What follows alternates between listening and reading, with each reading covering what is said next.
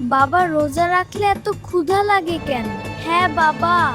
রোজা শুধু না খেয়ে থাকা নয় বাবা, রোজা মানে বিরত থাকা।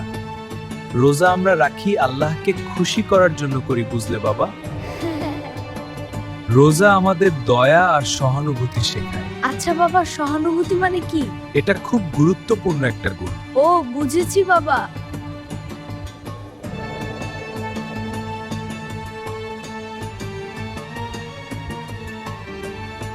বাবা, কিছু খাবার দিবে? সারাদিন কিছু খাইনি। জিসান, আমাদের তো খুব ক্ষুধা লাগছে, কিন্তু উনিও তো না খেয়ে আছেন। আমরা রোজা রেখেছি আল্লাহর জন্য, কিন্তু এই চাচা হয়তো প্রতিদিনই না খেয়ে থাকেন। চাচা, এটা নিন। ইফতারের জন্য রাখবেন। আল্লাহ তোমাদের ভালো করুক বাবা।